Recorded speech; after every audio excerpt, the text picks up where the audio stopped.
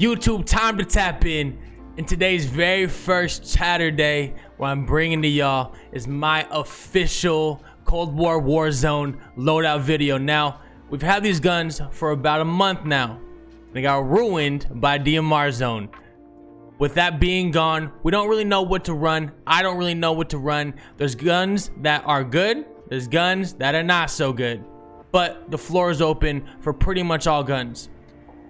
Before we got Cold War guns, it was the Kilo and the R9. Both of those guns got silent nerfed. The Kilo got silent nerfed for damage range, and the R9 got nerfed for damage. So those, not really as viable as they once were.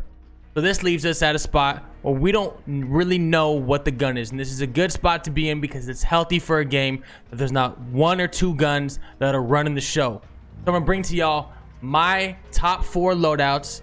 They are 8 different guns with 3 honorable mentions for other guns that I think could be just right on the hair and right on the fringe of something that you could run. Stack these guns up as primaries and secondaries and how they look at on true game data and how the damage profiles and the time to kill all stack up against each other nice and pretty on a colored graph. So without further ado, let's go to number 1, my bread and butter. You ready? Hit that red button, subscribe to the YouTube channel, give it a thumbs up, and if you don't, then it's 2 birds up. My bread and butter right now is gonna be the DMR with the Cold War MP5. Now you guys know how good the DMR was, and it's still just as good with the nerfs that it still took. It was dual nerfed, and after the second nerf, it is now a balanced gun, but still super viable. Agency silencer, titanium barrel, 3 times 30 round, and the field agent foregrip. This is how you should have ran it, and this is how I'm still running it. For my secondary, I got the Cold War MP5. I run it with the 5-watt sight because I'm gonna be running in buildings with this gun because the time to kill on it is crazy close up, and it'll be any other SMG as long as I'm getting in their face and pushing buildings, which you guys know I love to do.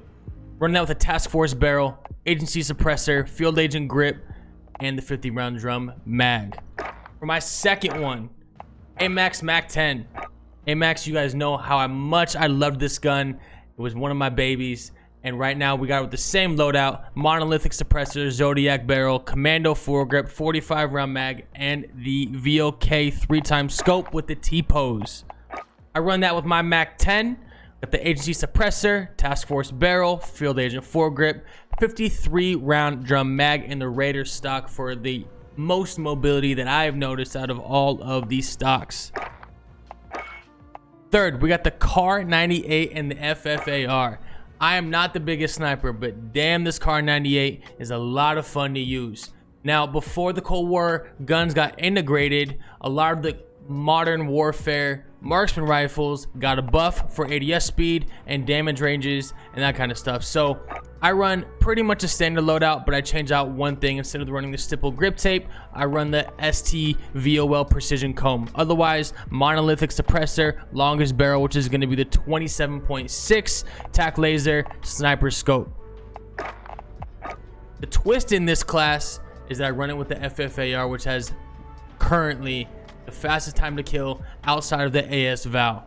But the AS Val can only hold a 30 round mag, so this is the melt machine that you need up close. It'll be all of the SMGs, and this thing shreds.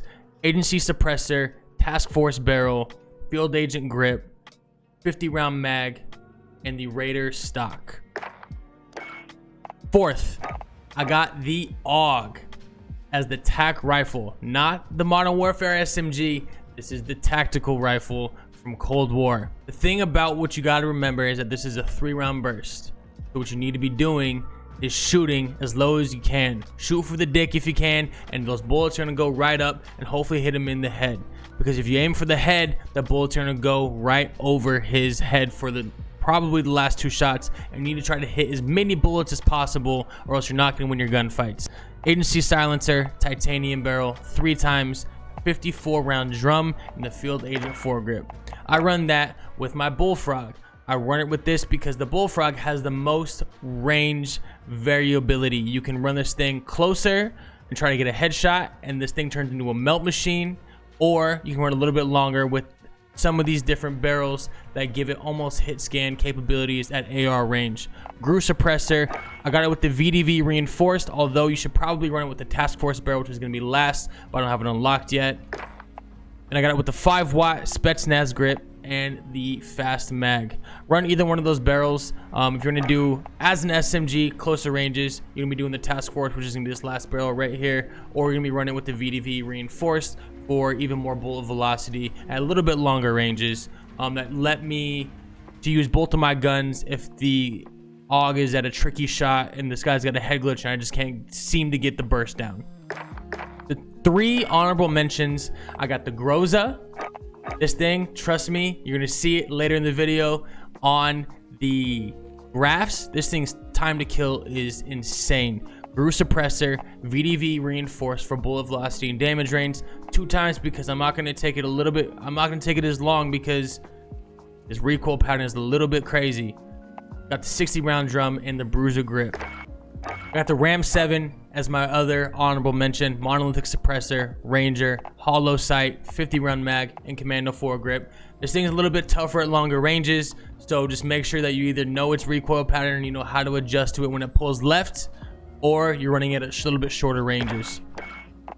M4A1 still slaps. It's still a great gun. Monolithic suppressor, Corvus custom barrel, tac laser, commando grip, and the 60 round mag. Those are my top 4 loadouts with 3 honorable mentions. Now on the last part of this video, I want to show you guys how all of my primaries and how all of my secondaries stack up. The 2 weapons that are not going to be in this part are going to be the AUG, which is if you can hit a headshot, it's a 2-run burst regardless, and there's no damage fall off, as well as the Kar 98, which you guys know if it's a sniper, you get a headshot, it's a 1-shot knock, and you're probably bluing somebody from their chest up. Last part, I wanted to show you guys how all of these primaries and how these secondaries stack up to each other in Warzone. These are going to be chest shots with all of the primaries I had in my top builds. We got the DMR14, we got the AMAX, the Groza, and the Ram 7. They're all color coordinated. You can see that the top 2 guns are going to be the Groza and the AMAX, and they're very, very competitive up to about 30 meters, where the AMAX has the damage fall off. These are going to be chest shots. As you can see, the DMR is up here. You're just hitting chest shots. It's going to be the same damage every single time. Ram 7 still very competitive. And where we go to is we go to a headshot. This is where things can change. See how fast the DMR goes up. You're hitting headshots with this DMR. This thing is crazy. Ram 7 with the headshots, still crazy. So you guys can see how these damages affect based on different parts of the person that you hit. Whether your stomach, Ram 7 with the stomach shots is now the fastest. Extremities, arms and legs, Ram 7, very, very fast. So with all of these primaries hitting different parts, you can see the Ram 7 is the fastest at 2 different parts. We got the DMR, the fastest part, and we got the AMAX, the fastest with chest shots with 3 plates.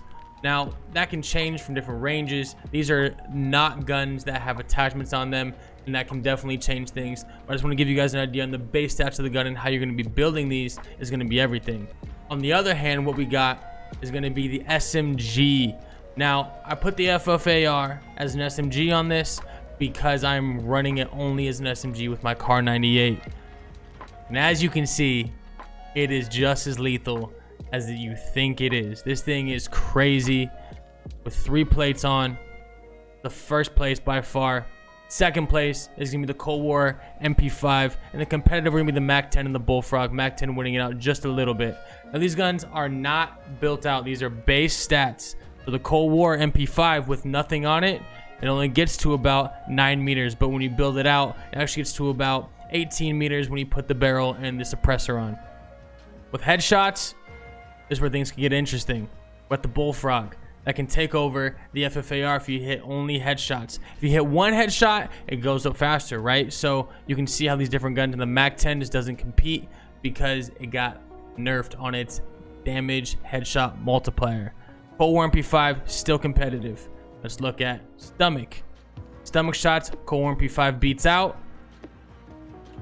Extremities, FFAR still is king. So overall, with all of these different weapons, what I wanted to challenge everybody is think about how are you as a player. The DMR and the Cold War MP5 has been my go-to because you guys know from stream, if you're in there, of how aggressive I am. I'm constantly pushing teams, trying to put out bullets faster than you and down as many people as I can while being able to be mobile. So with my Cold War MP5, it's still pretty mobile. I can move around, dodge between teams, try to get as many kills as possible while doing as much damage as possible without sacrificing how I'm playing the game. If you're more of a passive player or you're a different role than that, you need to figure out how you want to play the game. Are you going to be a Car 98 FFAR type person where you're using your car at long ranges and you're using FFAR closer when you are getting in those engagements? Whatever you think your play style is, how you need to make your classes right now, because there is not a clear meta right now, which means the game is in a healthy spot. Hope you guys enjoyed this video. Hope you learned a thing or two. Let me know in the comments down below what your favorite loadout is, what you're running during this Cold War Warzone Season 1. I'll see you guys in stream.